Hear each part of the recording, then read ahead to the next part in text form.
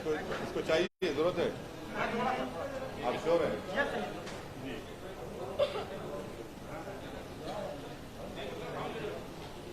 तो हमारा 2 दिन का जो कौमी कन्वेंशन या नेशनल कन्वेंशन बोलिए, वो अभी हमारी मीटिंग खत्म हुई और आज रात में हमारी एक जनसभा है, पब्लिक मीटिंग है।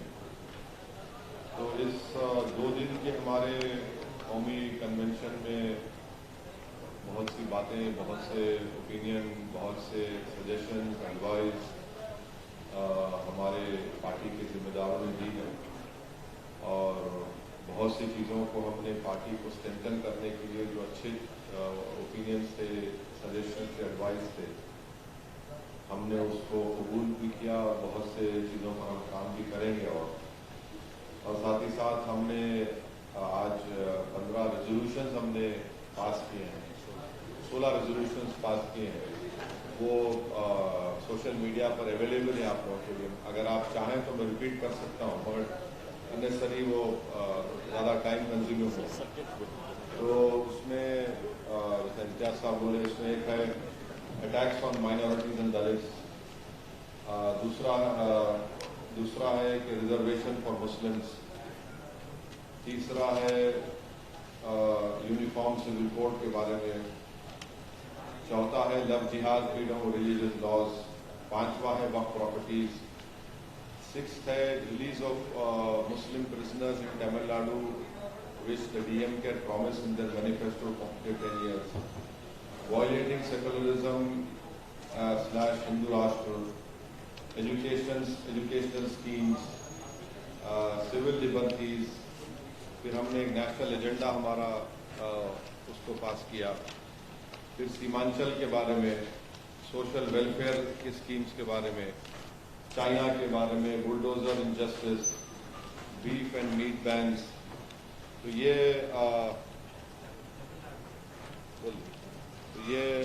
तमाम 6 चीज़ें, 16 रेजोल्यूशन हमने पास किए हैं और ये रहा है। तो ये पहला राष्ट्रीय अधिवेशन था, इसमें कई सारे सुझाव आए थे। क्या कुछ कहना है कार्यकर्ताओं को, क्या किसी दिक्कतों का सामना करना पड़ रहा है अनाज नहीं पाने? बहुत से चीज़ें हैं जो उन्होंने हमको बताया है और हम ये पूरी कोशिश करेंगे कि उन तकालीफ को कैसे दूर किया जा सके, इस पर हम सोचेंगे, बैठेंगे और काम करेंगे। साथ ही साथ हमको बहुत सी उन्होंने यही बात बताई है कि और हमारे ज़्यादा विजिट्स होने चाहिए, मेरे इम्तियाज जलील साहब के, और मीटिंग ज़्यादा होने चाहिए। तो इस सिलसिले में हम लोग एक प्रोग्राम बनाएंगे और उनको पूरा डेट वेट देंगे। फिर उसके बाद ये भी आया कि इलेक्शन जहाँ पर होगा ज़रा कैंडिडेट का सिलेक्शन जल्दी हो जाए और जो पार्टी को आगे लेकर बढ़ सकते हैं उन लोगों को ज़्यादा प्रायोरिटी दी जाए। तीसरा अलायंसेस के बारे में बात हुई है। चौथा ये है कि ये सब जो रेजोल्यूशन है उस पर ही हम लोग डिस्कशन किए हैं। तो ये रहा सर कई महीनों से महाराष्ट्र में 14 महानगर पालिका जो है उनके इलेक्शंस जो है वो नहीं हुए हैं और अभी इलेक्शंस का आने वाला माहौल 2024 का है। इसके लिए आप यहाँ पर आएंगे मुंबई और महाराष्ट्र का चुनाव को ध्यान में रखते हुए? चुनाव को ध्यान में रखते नहीं, सिर्फ चुनाव को ध्यान में रखकर ही हम ये कन्वेंशन नहीं कर रहे हैं। वो भी एक ऑब्जेक्टिव है, बट मेन ये था कि हमारी पार्टी को कैसे स्ट्रेंथन करना। जो हमारा प्रेजेंस आज माशाल्लाह से वतन अजीज के 15-16 स्टेट्स में है और उन सब से बात करके आगे कैसे लेके जाना, वो असल मकसद था। और हमने ये भी डिसाइड किया कि आइंदा साल हैदराबाद में ये कन्वेंशन होगा पार्टी का। अच्छा साहब, 2 चीजें, एक राष्ट्रीय स्तर पर मजलिस को मजबूत करने के संदर्भ में क्या फैसले लिए गए, एक दूसरा क्या नेशनल लेवल पे कोई एक बॉडी बनाई जाएगी ताकि स्टेट कोऑर्डिनेशन बेहतर हो सके? हाँ, वो भी एक पॉइंट आया है और उस पर हम लोग काम करेंगे। जितना हो सके सही कोऑर्डिनेशन हो सके, मैसेजिंग अच्छी हो सके, इसीलिए हमने 2 दिन में 2 सोशल मीडिया के और कम्युनिकेशन स्किल्स के प्रोग्राम हमने करवाए हैं। वो भी होगा। मजलिस के संविधान में कुछ बदलाव करने के संदर्भ में कुछ फैसले लिए गए या कोई संकेत ताकि और भी सदस्यों को राष्ट्रीय बॉडी में शामिल किया जाए, ताकि आप क्या नहीं, हमारे संविधान हमारा है और अगर संविधान में कुछ करने की जरूरत है तो वो भी देखेंगे। पर अभी जो भी सजेशंस आए हैं, मेरे ख्याल से वो संविधान को सामने रखकर हम लोग उसको इम्प्लीमेंट कर सकते हो तो बिल्कुल करेंगे। सर, आपने आज अधिवेशन में कहा है कि 2024 की तैयारी जो है वो आपने करनी शुरू कर दी है। महाराष्ट्र के अलावा कई और राज्यों में भी आप चुनाव लड़ने के लिए प्रयास करेंगे। कौन से राज्य होंगे और किस तरह का ये प्रयास है? तो ये आपको नहीं लगता कि बहुत जल्दी हो जाएगा? जवाब ये बहुत जल्दी हो जाएगा। कोशिश करना तो हमारा काम है, हमारी स्ट्रेंथ बढ़ाना हमारी ख्वाहिश है, कोशिश है और नेचुरल है हर पॉलिटिकल पार्टी का अपना प्रेजेंस बढ़ाना। तो हम लोग भी अपना प्रेजेंस बढ़ाएंगे, इलेक्शन लड़ेंगे 2014 में।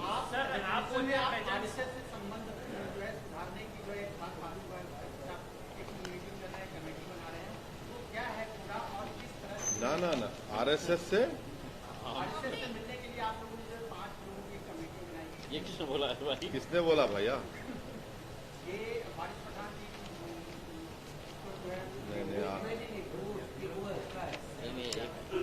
आपको नहीं, आप लोग पढ़े नहीं, इसका मतलब नहीं, आप वो नोट देख लीजिए नेट के ऊपर। इसमें है कि AIMIM condemns recent efforts made by few elite thinkers or self-proclaimed leaders to legitimize संघ परिवार and enter into talks with संघ परिवार। वो हमने कहा है और उसका एक और भी 2-3-4 पैराग्राफ अगर आप पढ़ लेंगे तो अच्छा होगा। बिहार में लगातार जो गठबंधन की सरकार है वो और बीजेपी लगातार रैली कर रही है, जिससे क्या, और आप वहाँ पर अभी तक गए नहीं हैं, क्या लगता है कि आने वाले दिनों में आप? नहीं, जा रहे हैं ना, जा रहे हैं, बिल्कुल जा रहे हैं। हम जाएंगे, रमजान से पहले जाएंगे वहाँ पर, बिल्कुल जाएंगे। बिल्कुल, वो बिहार तो छोड़ने का सवाल ही पैदा नहीं होता, खासतौर से सीमांचल की सरजमीन। और हम उन्होंने जो 4 MLAs को राजद ने और कांग्रेस ने खरीदा है MIM के, उन्होंने तो सीमांचल की जनता के पीठ में खंजर घोंपा है। उन्होंने सीमांचल की जनता के ख्वाबों को चूकना चूर किया है, उनको शर्मिंदा किया है और वही सीमांचल की जनता उनको जवाब देगी कि कैसा सेकुलरिज्म के नाम पर नाटक करते हैं, धोखा देते हैं। बिल्कुल जाएंगे, बिल्कुल जाएंगे, सीमांचल जाएंगे। आपने अपने भाषण में भी कहा कि बिहार में अच्छा, आप सुन लिए भाषण जो ऑफ रिकॉर्ड था आपके लिए, तो नहीं, वो नहीं बोल सकता हूँ। नहीं, वो विदाउट मीडिया के इंटरनल पार्टी मीटिंग थी वो।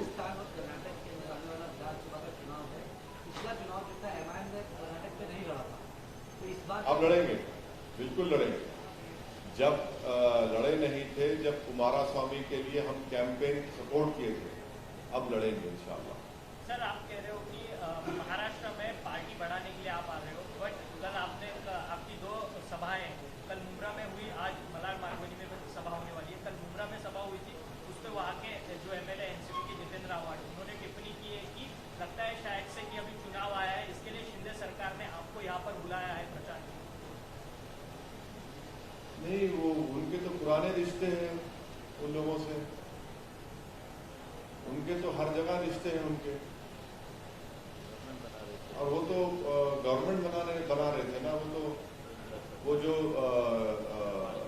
वो क्या बोलेंगे उसको, जो निकाह हुआ था अजीत पवार का और फडणवीस का, अब उसमें नहीं मालूम दूल्हा कौन थे, दुल्हन कौन थी, और उसमें ट्रिपल तलाक हुआ या फिर कौन खुदा हुआ, मेरे को नहीं मालूम।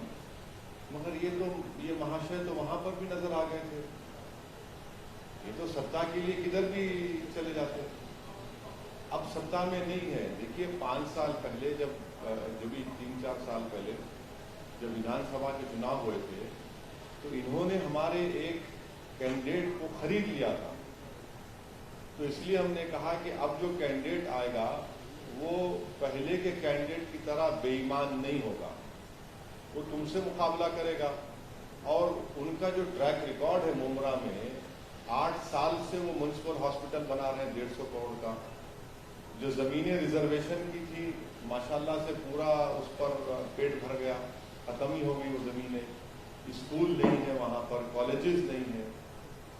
तो वो ये बात कर रहे हैं, उनको बात करना चाहिए और उनको सोचना चाहिए कि हम लड़ेंगे चुनाव। आपने 16 रिजर्वेशन का जिक्र किया, उसमें से 2 अहम मुद्दे हैं, एक हिंदू राष्ट्र और यूपीसी। इसके बारे में थोड़ा विस्तार से बताइए, क्या आपने तय किया, क्या चर्चा हुई? एक बात बताइए कि आज हमारे देश में कोई हिंदू राष्ट्र बोल रहा है, कोई खालिस्तान बोल रहा है, ये क्या हो रहा है? ये अमृत काल में अमृत कौन है और ये अमित क्यों खामोश है? ये अमृत का बोलना और अमित की खामोशी समझ में नहीं आ रही मेरे को। अमृत महोत्सव भी मना रहे हैं, क्या हो रहा है? और जो लोग हिंदू राष्ट्र की बात कर रहे हैं उनको रोक क्यों नहीं लग रहा है? भारत एक ऐसा देश है जिसका कोई रिलीजन नहीं है और उसमें हर थोड़े दिन को कोई बोलता है कि हम लोग ये क्या बोलते हैं, हिंदू राष्ट्र बना देंगे।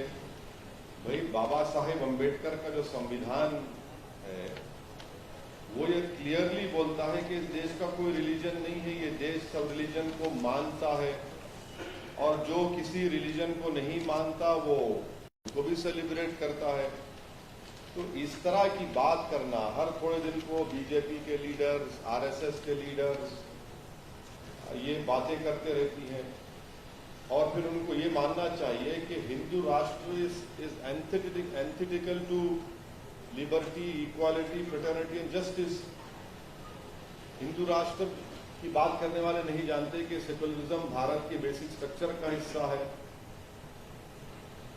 और उसका मतलब क्या है कि एक समुदाय का आइडेंटिटी उसको प्राइमेसी मिलेगी, दूसरों को नहीं मिलेगी। तो आप तो ये बात करके आप तो एलिनेट करना चाह रहे भारत को, भारत के कई कल्चर्स को, समुदायों को। अब दूसरा आपने क्या कहा था? यूसीसी का। हाँ, यूसीसी का। तो यूसीसी का ये बताइए, यूसीसी और रिलीजियस कन्वर्जन लॉज, यूसीसी और लव जिहाद लॉज, ये कॉन्ट्रडिक्शन नहीं है। और हम तो शुरू से कह रहे हैं कि हम अपोज करते हैं यूसीसी को। आर्टिकल 29 जो है अनफेटर्ड फंडामेंटल राइट है। ये जो क्वेश्चन उठते हैं इनहेरिटेंस के, एडॉप्शन के, मैरिज के, डिवोर्स के, ये पूरे they are all inherent parts of culture and that is protected under article 29। How can you outlaw it? आप आउटलॉ नहीं कर सकते उसको। और दूसरी बात यह है कि अगर किसी को अपने रिलीजियस लॉज से कोई शादी नहीं करना है तो आपके पास स्पेशल मैरिज एक्ट है, इंडियन सक्सेशन एक्ट है, जुवेनाइल जस्टिस एक्ट है, आप उसका इस्तेमाल करिए ना। हमारा मानना यह है कि uniform civil code will be a majoritarian law that will outlaw personal laws of minorities while protecting Hindu family law. The Constitution talks about uniform and not common. और इंडिया का जो इंडिया की जो ताकत है, उसका सोल है, वो डाइवर्सिटी एंड प्लुरलिज्म है। एक one single law cannot govern our outstanding diverse and populous country. तो ये हमने कहा है। सर, मॉब लिंचिंग के ऊपर भी रेजोल्यूशन पास हुआ है और एजुकेशन के ऊपर भी पास हुआ है, हाँ। इसके ऊपर क्या बताएं? तो मॉब लिंचिंग के ऊपर जो हेट क्राइम्स हो रहे हैं उसके ऊपर हमने हमने ये कहा है कि चाहे मॉब लिंचिंग दलित की होती है, मुसलमान की होती है और ईसाइयों की, क्रिश्चियन की होती है, तो इनको निशाना बनाना का मकसद ये है कि एक पोलराइज करना सोसाइटी को, ये टारगेटेड वायलेंस है। और ये जो सो कॉल्ड धर्म संसद में जो ओपन कॉल और जेनोसाइडल कॉल्स होता है, इसको रोकने की जरूरत है। और साथ ही साथ जो है सेकुलर पार्टीज जो अपने आप को सेकुलर बोलते हैं, इनको इसका कंडेमनेशन करना चाहिए ओपनली, जो नहीं करते हैं। और हमने ये भी कहा कि एक dedicated cell ministry of home affairs में बनाने की जरूरत है, जो इस तरह के जो हेट क्राइम करते हैं इनको ट्रैक किया जाए। और जो मेजॉरिटेरियन रिलीजियस रेडिकलाइजेशन इस देश में हो रहा है उसको रोका जाए। आप बोलेंगे कहाँ हो रहा है? रात के 9 बजे बहुत से एंकर्स बैठकर इसको मुद्दा बना देंगे, उनको मिल गया होगा गुलाब जामुन, तो जुनैद और नसीर को क्या बोलेंगे? Is that not an example of majoritarian religious radicalisation? ये तो उसका मिसाल है कि एक प्रदेश से किसी को उठाकर गवर्नमेंट की गाड़ी में किडनैप करके मार के पीट के पुलिस नहीं लेती तो ले जाकर उनको जिंदा जला दिया जाता है। तो इसीलिए हम कह रहे हैं कि होम मिनिस्ट्री में एक डेडिकेटेड सेल को खोला जाए इन लोगों को ट्रैक करने के लिए। और जो कोई भी इस तरह की बकवास करता है, चाहे कोई भी हो, उसके खिलाफ एक्शन लिया जाए। और हम तो चाहेंगे कि प्राइम मिनिस्टर से ये बात शुरू हो, कंडेम करना शुरू करें इसको। प्राइम मिनिस्टर कंडेम करें उसको, इन चीजों को जो बार बार उनके ही एमपीज कह रहे हैं। दिल्ली में उनका एक एमपी बोलता है कि मुसलमानों का सोशल बाइकआउट करो, उनकी एमपी कहती है भोपाल की, कर्नाटका में कि चाकू को सिर्फ तरकारी के लिए इस्तेमाल मत करो। तो प्राइम मिनिस्टर की जिम्मेदारी है, फिर चीफ मिनिस्टर्स की जिम्मेदारी है कि वो इसको कंडेम करें। आपका दूसरा सवाल था स्कॉलरशिप का बोलना।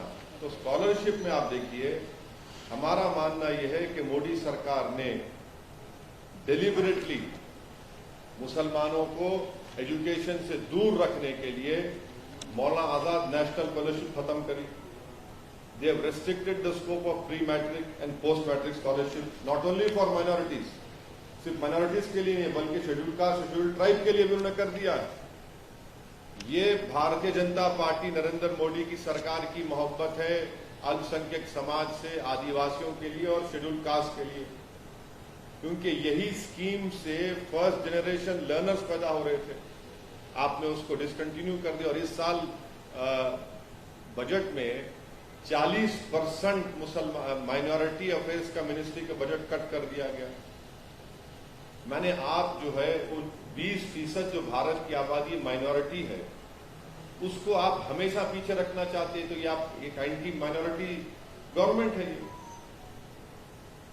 आप उनको एजुकेशन से दूर रखना चाह रहे हैं। सबसे ज्यादा आप देख लीजिए कि आउट ऑफ स्कूल चिल्ड्रन आदिवासियों के, मुसलमानों के और फिर दलितों के, और उसकी वजह यह है कि पैसे नहीं है बच्चों को पढ़ाने के लिए। तो हम ये डिमांड किए कि नरेंद्र मोदी सरकार दोबारा इस स्कीम को बहाल किया जाए और स्कॉलरशिप के नंबर्स को बढ़ाया जाए, उसको डिमांड ड्रिवन करें। सर, आपने जुनैद और नासिर का जो जिक्र किया, उसके कत्ल में 1 हफ्ते से ज्यादा का वक्त हो गया। राजस्थान में कांग्रेस की सरकार है, लेकिन जो आरोपी है वो अब तक मनीषा नहीं पकड़ा गया है। क्या कहना चाहिए? अब कौन बी टीम है? बी टीम कौन है? हद तो ये है कि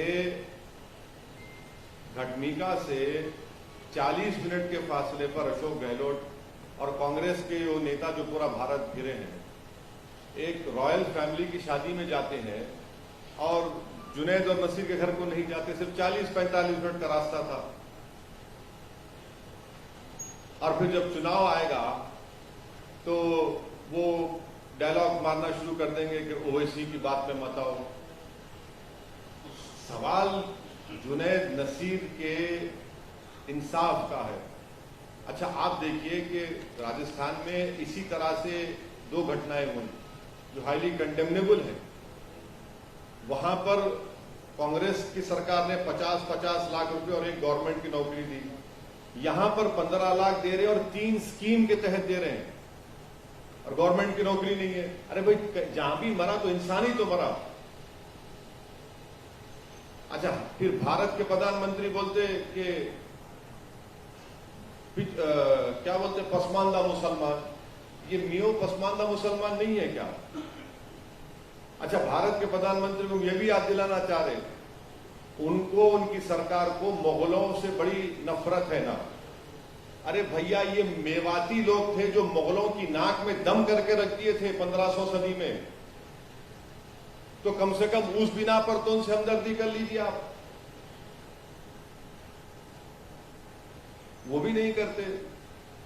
तो ये कांग्रेस की सरकार जरूर है, मगर ये भी तो हो रहा है ना। सर, आपने बी टीम का जिक्र किया। हाँ। महाराष्ट्र में सेना के अब 2 गुट हो चुके हैं और सब जन जो है वो बीजेपी के खिलाफ अब एक साथ यूनाइटेड हो रहे हैं। और सेना के जो अभी खासदार है ठाकरे गुट के अरविंद सावंत, उन्होंने आप पर इल्जाम लगाया कि जब लोग यूनाइटेड होकर एक साथ बीजेपी के खिलाफ वो हमको ये बताएं, तो वो हमको ये बताएं कि तुम नरेंद्र मोदी के साथ 8 साल गिल्ली डंडा खेल रहे थे, नहीं खेल रहे थे? तुम नरेंद्र मोदी के साथ गुलाब जामुन खा रहे थे, नहीं खा रहे थे? जब इखलाफ और पीयू खान को मारा जा रहा था तो तुम क्या नरेंद्र मोदी के साथ गोद में बैठकर चाय नहीं पी रहे थे? बताओ। तुम्हारी पार्टी के 2 टुकड़े हो गए और फिर तुम ये बात करते हो बी टीम की। तुम कैसा चुनाव लड़े 2019 का? आज भी तुम हिंदुत्व की आइडियोलॉजी को नहीं छोड़ना चाह रहे। तुम हिंदुत्व की आइडियोलॉजी को नहीं छोड़ रहे, हम कैसा कोई साथ देंगे तुम्हारा? हम कांग्रेस से पूछना चाह रहे कि क्या शिवसेना, अब कौन सी शिवसेना, नाम नहीं मालूम मेरे को, वो जो उद्धव ठाकरे की है, वो सेक्युलर है क्या? कांग्रेस पार्टी बोले इस बात को, बोले कांग्रेस पार्टी को हम चैलेंज कर रहे, बताओ। एनसीपी को हम चैलेंज कर रहे, तुम बताओ। आप बताओ ना क्या हो रहा है। ये 21 साल के शिवसेना के एमपी को इम्तियाज जलील हरा के आए, उनको वो समझ में नहीं आता कि कैसा हार गए। वो पेट में दर्द उनको बहुत है उसका। 21 साल के उनके लीडर को, वो बहुत बड़ा लीडर है वो खैरे साहब, हम तो चाहेंगे दोबारा लड़े, फिर हराएंगे उनको इंशाल्लाह। सर, आपने गठबंधन का जिक्र किया, आपने बीजेपी को हराने के लिए गैर बीजेपी फ्रंट बनाने की कोशिश हुई। ऐसे में मजलिस की क्या भूमिका होगी? आपने कहा कि आप लोग अलायंस के लिए ऊपर है, क्या कैसे किसके साथ? भाई साहब, वो लोग बात करेंगे तो कुछ बोलेंगे ना, तो बात करने तैयार है तो बोलिए। वो क्या बोलते हैं कि तुम सिर्फ बैंड, तुम्हारा काम सिर्फ बैंड पार्टी है। आप कभी देखे शादी के बारात में बैंड बजता है? आपकी शादी हुई होगी, तमाम लोगों की बाजा होता है ना, बैंड बाजा। तो बैंड बाजे की जो पार्टी होती है ना, वो जब तक दूल्हा जाता है बैंड बजाते हैं, दूल्हा अंदर जब चला जाता तो बैंड बाजे को बोलते अब जा तेरा काम हो गया घर। हम बैंड बाजे की पार्टी नहीं है। हम तुम्हारा ये इस तरह का बर्ताव नहीं सुनने तैयार है। आप बात करेंगे, हम बात करने तैयार है, मगर आप ये समझ रहे हैं कि हम ही ठेका लेके बैठे हैं। अरे भाई, आप आइडियोलॉजिकली आप बीजेपी से मुकाबला कैसे करेंगे जब आप खुद बोल रहे हैं कि आप हिंदुत्व की आइडियोलॉजी को मानते? सर, आपने बोला कि ठाकरे जो गुट है वो हिंदुत्व आइडियोलॉजी को छोड़ने के लिए तैयार नहीं है और आपने कांग्रेस और एनसीपी को सवाल पूछे। आपके जो पिछले मित्र है प्रकाश आंबेडकर जी, वंचित बहुजन आघाड़ी, वो अभी शिवसेना के साथ, उनको पूछना पड़ेगा, वो साथ में चले गए, उनको यूनाइटेड होने, उनको पूछना पड़ेगा आपको। वो मैं कैसा जवाब दूंगा उनका? वो तो हमको तो बहुत पहले ही छोड़ दिए थे। विधानसभा के चुनाव में हमारा उनका साथ खत्म हो गया। उनको आपको पूछना चाहिए। मगर हम इतना जानते हैं कि बाबा साहिब अम्बेडकर ने कहा था कि हिंदू राष्ट्र इस देश के लिए गलत बात है। ये बाबा साहिब ने कहा था, ये बात कोटेड स्टेटमेंट है उनका, उनको बोलना चाहिए। बाबा साहब अम्बेडकर ने कहा है कि अगर मोदी को हराना है तो देश के सभी मुसलमान। बाबा साहब ने कहा, बाबा साहब ने नहीं कहा। बाबा साहब अगर आज होते तो बोलते कि संविधान बचाने के लिए मोदी को हराओ, संविधान बचाने के लिए हिंदुत्व आइडियोलॉजी को हराओ। अगर बाबा साहब आज जिंदा होते, मगर हमारे लिए आज भी उनकी बातें जिंदा हैं। वो दुनिया में नहीं है, मगर उनकी बातें हमारे लिए आज भी हम याद रखें। बाबा साहब ने कहा है, 2 दिन पहले के उनका बयान है कि अगर मोदी को हराना है तो देश के सभी मुसलमानों को एक साथ आना होगा। अरे के मुसलमान क्या क्या क्या मुसलमान दूसरे नहीं है क्या समुदाय भारत में है? क्या खाली मुसलमान है? क्या ब्राह्मण नहीं है? क्या ठाकुर नहीं है? क्या बनिया नहीं है?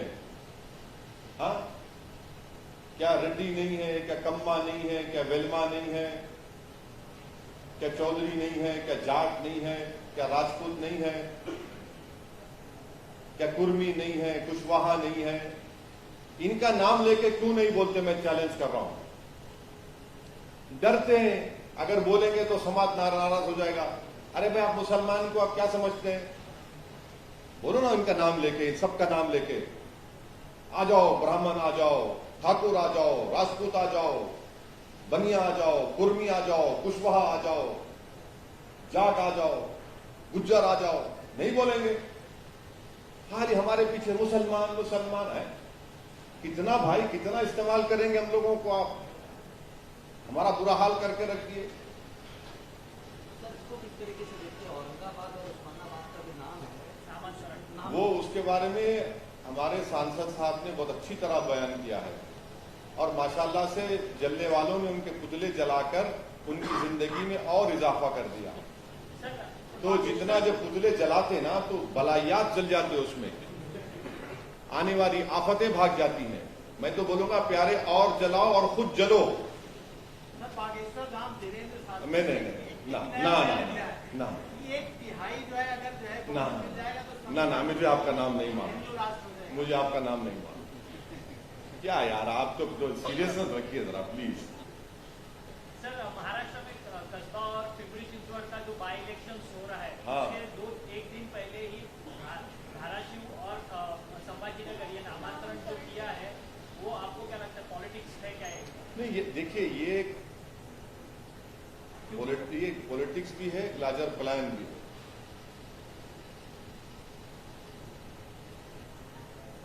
और हो गया बस? हाँ, बोले आपने। तो जैसे कि दिल्ली के मुख्यमंत्री अरविंद केजरीवाल जी पंजाब के मुख्यमंत्री जी जो चाय पे चर्चा के लिए उद्धव साहब के पास में आए थे, तो वैसे आप मुंबई में हो, अगर आपको इन्विटेशन दिया जाएगा तो आपका क्या निर्णय रहेगा उसमें? आपको लगता है इन्विटेशन आएगा मुझे?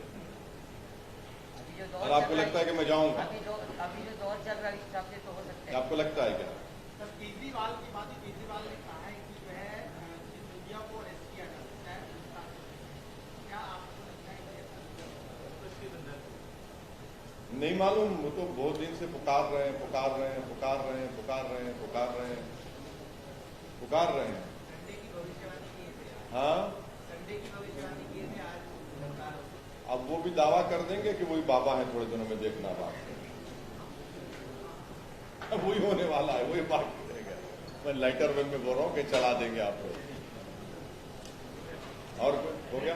Thank you sir, thank you, आपका बहुत बहुत शुक्रिया, थैंक यू वेरी मच। हाँ, बोलिए बोलिए बोलिए। हाँ,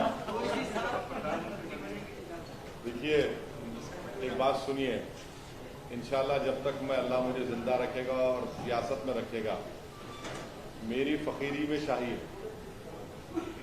मैं जहाँ हूँ खुश हूँ। मेरा जिंदगी का एक ही मकसद है कि लीडर्स पैदा हो दलित मुसलमानों के, कमज़ोरों के, ताकि वो अपने मुकद्दर के फैसले खुद कर सके। मेरा ख्वाब वो नहीं है। जिसको भी है वो पूरा कर ले।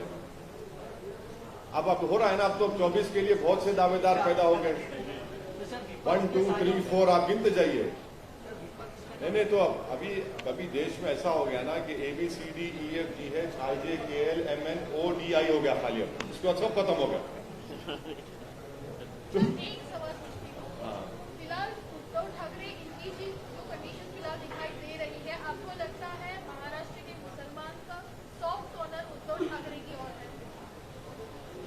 नहीं, मेरे को तो नहीं लगता। मेरे को तो लगता है कि वो लोग इस बात को लेकर देख रहे हैं कि आपने असेंबली में खड़े होकर कहा था एज ए चीफ मिनिस्टर कि हमारी पार्टी ने बाबरी मस्जिद को शहीद किया था, और जब वो बोल रहे थे तो उनके कैबिनेट में कांग्रेस के भी लोग थे और एनसीपी के भी थे, दोनों बैठे हुए थे। उनको फख्र है जो मुंबई में 92 जनवरी में जो हुआ, वो बोलते कि हम लोग थे। वो तो ये देख रहे हैं, वो तो ये भी देख रहे हैं ना कि अपॉर्चुनिज्म देख रहे हैं। वो ये भी देख रहे हैं कि राष्ट्रवादी फडणवीस के साथ चले गए थे, वो भी देख रहे हैं। सब देख रहे हैं कि ये लोग कैसा सत्ता के लिए कर रहे हैं। एक बात समझिए कि यकीनन जब से प्रधानमंत्री भारत के वतन अजीज के नरेंद्र मोदी बने हैं, उस वक्त से ज्यादा मॉब लिंचिंग के इंसिडेंट हुए हैं, ज्यादा बुलडोजर से घर को तोड़ा गया है जिसमें ज्यादा मुसलमानों के घर हैं, लव जिहाद के नाम पर टारगेट हुआ है ज्यादा मुसलमानों पर, ज्यादा जेलों में डाला गया है यूएपीए में और दूसरे सेक्शन में एनएसए लगाया गया। मगर ये बताइए कि कभी इन पार्टीज का कोई नुकसान हुआ है? भाई मैं तो जेल को जा रहा हूं, खबर को जा रहा हूं, मुझे जली हुई लाश मिल रही है, मेरे बच्चों की स्कॉलरशिप कम कर दी गई, मुझे हर तरह से दबाया जा रहा है। आपको क्या हो रहा है बताइए सेकुलर पार्टीज को? आपको सिर्फ सत्ता में आप नहीं है, आपको सत्ता नहीं है सिर्फ, मगर मेरे को तो ये तो रोज का मेरा है ना, रोज का चैलेंज है मेरे लिए। रोज मेरे लिए एक चैलेंजिंग दिन बन जाता मेरे लिए। आपको क्या, आपका क्या हो रहा है बताइए? आपके बेटे की तो जली हुई लाश नहीं आ रही, आपके भाई को तो लव जिहाद के नाम पर मारा नहीं जा रहा है, आपके परिवार का घर तो नहीं तोड़ा जा रहा है। किसका नुकसान हो रहा है बताइए? आपके पास तो सत्ता नहीं है ना सिर्फ। अगर बीजेपी उनको मना ले तो चले भी जाएंगे, इतने लोग हैं, नीतीश कुमार है, इतने बार डुबकियां लगा के उधर जाके बैठे हैं। तो ये बताइए ना। अच्छा ये बताइए, नवाब मलिक को बेल क्यों नहीं होती, दूसरों को क्यों हो जाती? क्या है, क्या सीक्रेट है बताइए? क्यों नहीं होती नवाब मलिक को बेल? आजम खान का पॉलिटिकल कैरियर पे आप एक क्वेश्चन मार्क लगा दिए। भाई दूसरे भी तो है ना, क्यों? करप्शन सिर्फ क्या आजम खान पे इल्जाम लगा तो क्या उस वक्त के समाजवादी के जो रिवर फ्रंट का प्रोजेक्ट था वो क्यों खामोश बैठे मोदी जी? यहां पर भी तो इरिगेशन स्कैम हुआ था ना, क्या कहा था? 1 लाख कितने का? 1,72,000 करोड़ का, मगर हाथ नहीं लगाते उनको। क्यों? मेरा सवाल है ये, क्यों नहीं हाथ लगाते आप उनको? ये कौन सी मैच फिक्सिंग है आप दोनों की? मेरे को तो ये सब चीजें मिल रही हैं, मेरे को तो सब चीजें मिल रही हैं। आप तो राजनीति में आराम से बैठे हैं, सुकून से बैठे हैं, आपको कोई हाथ नहीं लगा रहा आपको। ये फैक्ट है, ये भी रियलिटी है। सर एक कानपुर देहात में एक वाकया होता है जिसमें माँ बेटी दोनों जल के। अब आप भी चाह रहे हैं कि मुझे नोटिस मिल जाए, यूपी में काबा में कुछ बोल दूं तो फिर मुझे नोटिस मिल जाए। आप हमारे दोस्त नहीं हैं, ऐसा मत करिए। मुल्ला जी को आप और फंसाना चाह रहे हैं। भाई वो तो मर गए ना। हम शुरू दिन से कह रहे थे कि बुलडोजर से देश नहीं चल सकता, संविधान से चलता है। और देख लिया बुलडोजर चलाने वालों ने कि जान चलेगी मां और बेटी की, अब जान वापस आएगी क्या? ये आपका जो एक नया जूरिस्प्रूडेंस आपने शुरू किया बुलडोजर का। देखिए नुकसान हो रहा है, इसको बंद होना चाहिए। क्यों बंद नहीं करते? बुलडोजर चलाएंगे आप, बुलडोजर क्यों चलेगा? बुलडोजर फिर देश का संविधान क्यों है, कोर्ट क्यों है, पुलिस क्यों है? सबको भाई बंद कर दीजिए, आप ताला लगा दीजिए। अब फायदा क्या? अब आप कोई कोर्ट को जाएगा तो वो तो मर गए ना, मां और बेटी मर गए, मैंने जान खो दी, चले गई, जान चले गई उनकी।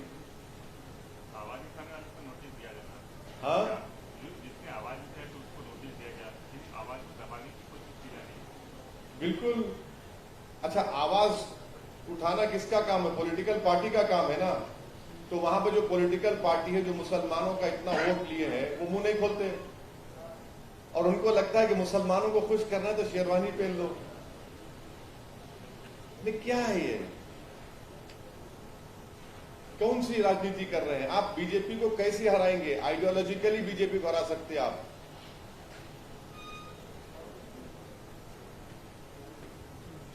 Okay, thank you madam, thank you very much.